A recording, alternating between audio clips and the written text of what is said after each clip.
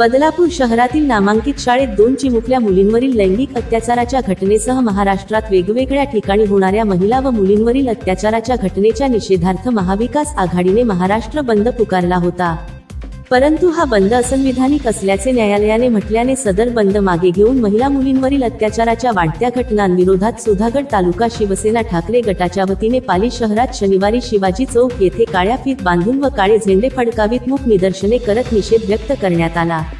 यावेळी रायगड जिल्हा संपर्क प्रमुख विष्णू पाटील, जिल्हा उपसंघटक राजेंद्र राऊत, तालुका प्रमुख दिनेश चिले, पाली शहर प्रमुख विद्येश आचार्य, उपतालुका प्रमुख किशोर दिघे, सुधागड तालुका महिला संघटिका रेश्मा सुरावकर, युवासेना अधिकारी किरण पिंपळे, नेत्रा पालांडे, वृषाली खरिवले, विभाग प्रमुख प्रवीण उंबळे, रमेश खरिवले, सोहम खंडागळे, राजा काटकर, प्रकाश तुंबरे, किशोर चौधरी, पप्पू परबलकर आदी पदाधिकाऱ्यांसह शिवसैनिक उपस्थित होते।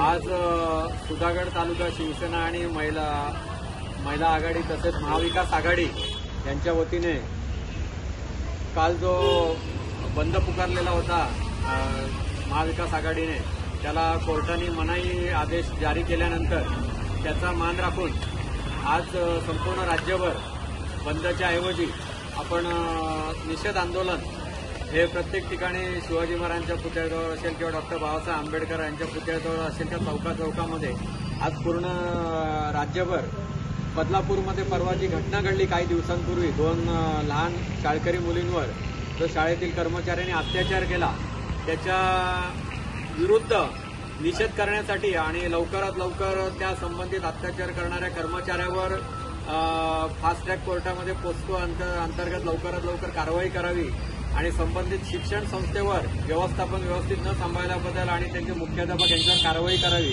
ही प्रमुख महाविकास आघाडीची आणि महाविकास आघाडीची म्हणण्यापेक्षा जनतेचा आक्रोश होता आणि त्याला कोणीतरी नेतृत्व करावं लागते म्हणून सन्माननीय शिवसेना पक्षप्रमुख उद्धवसाहेब ठाकरे, राष्ट्रवादी शरद पवारचे अध्यक्ष शरद पवार साहेब आणि काँग्रेसचे नाना पटोले आणि इतर महाविकास आघाडीच्या पदाधिकाऱ्यांनी आवाहन केलेलं होतं। अर्थात आज जर बंद झाला असता तर जनतेचा उत्स्फूर्त प्रतिसाद होता, कारण काल आम्ही बघितलं तर महाविकास आघाडीच्या वतीने संबंधित संस्थांना पत्र देण्याच्या आधी त्यांनी विचारत होते की किती वाजता बंद करायचं, काय करायचं। विक्रम असेल, विक्रम मिनिटवर असेल, हॉटेलवाले असतील किंवा अन्य संस्था असतील, व्यापारी असोसिएशन असेल, हे स्वतःहून उत्स्फूर्तपणे या बंदमध्ये आजच्या सामील होणार होते निषेध करण्याकरता। निषेध का हा राजकीय स्वरूपाचा आपण करत नाही आहोत, तर अशा घटना घडता कामा नये आणि घडल्या तर त्याच्यावर पोलिसांना फ्री हँड दिला पाहिजे, तात्काळ कारवाई करायचा।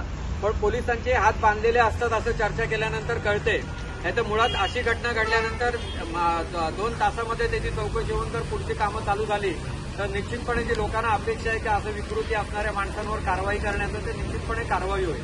आज महाराष्ट्रामध्ये बघितलं तर आम्ही लाडकी बहीण म्हणून त्यांना शासनाच्या माध्यमातून योजना देण्याचा प्रयत्न करतोय, परंतु त्या लाडक्या बहिणीची मुली असतील किंवा स्वतः लाडकी बहीण असेल ही कुठेही सुरक्षित नाहीयेत। उरणला काही दिवसापूर्वी प्रकार घडला, तिथली यशस्वी शिंदे म्हणून जी मुलगी होती तिला ठार मारण्यात आलं।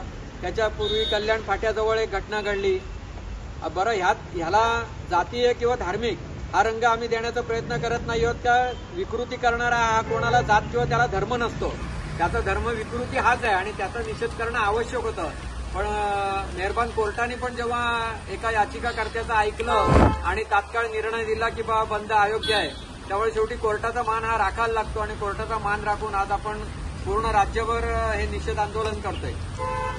या घडणाऱ्या ज्या घटना आहेत महाराष्ट्रभर आपण बघतोय, देशभर बघतोय, परंतु याला राजकीय स्वरूप संबंधित सत्ताधारीच देतात। जेव्हा कलकत्त्यासारखी घटना घडली, अख्खा देश हळहळला, सगळे रस्त्यावर उतरले आणि निषेध केला, पण त्या ठिकाणी जे संपूर्ण संबंधित केंद्रातल्या सत्ताधाऱ्यांनी जे आंदोलन केलं ते चाललं। पण महाराष्ट्रात जेव्हा आम्ही मंडळी आंदोलन करण्याचा प्रयत्न करतो, कारण शेवटी जेव्हा सत्ताधारी हे प्रकरण दाबण्याचा प्रयत्न करतात तेव्हा विरोधी पक्ष ह्या गोष्टी उचलून धरतात आणि विरोधी पक्षाची ती जबाबदारी आहे का त्यांनी जागा राहून ह्या गोष्टीचा निषेध केला पाहिजे किंवा शासनाला जाग आणली पाहिजे। पण अशावेळी परवा जेव्हा आंदोलन लोकांनी उत्स्फूर्तपणे बदलापूर रेल्वे स्टेशन असेल किंवा अन्य भागात केलं तर त्याला राजकीय स्वरूप आहे असं कारण देण्याचा प्रयत्न केला, बाहेरून लोक आणण्याचा प्रयत्न केला। परंतु आज फेसबुकवर सगळीकडे फिरते की ज्या आंदोलकांवर कारवाई केली त्यांचे पत्तेच बदलापूरमधले, तर अशी परिस्थिती आहे। त्यामुळे शासन आज प्रत्येक ठिकाणी सर्वसामान्य माणसाचा आवाज दाबण्याचा प्रयत्न करतोय आणि कुठेही गुन्हा घडल्यानंतर तो गुन्हेगार त्यांचा आहे का विरोधकाचा आहे किंवा कुठलीही चूक एखाद्याकडून घडली तर तो त्यांचा आहे का विरोधकाचा हे बघून कारवाई होते. आणि त्यामुळे ह्या घटनेचा आम्ही समस्त सुधागड शिवसेना आणि महाविकास आघाडीच्या वतीने जाहीर निषेध करतो. आणि हे आमचं काळ्या फिती लावून आज आंदोलन जरी थोडा वेळ आम्ही करणार असलो तरी संपूर्ण महाराष्ट्रभर आता तो आक्रोश आहे आणि शासनाचं ज्या पातळीवर शक्य होईल त्या पातळीवर आपण निषेध करण्याचा प्रयत्न करूया. परंतु माझी सगळ्यांना विनंती असेल की ह्या अशा ज्या घटना घडतायत किंवा आपल्या आजूबाजूला जर कळलं तर त्याच्याबद्दल गप्प बसू नका.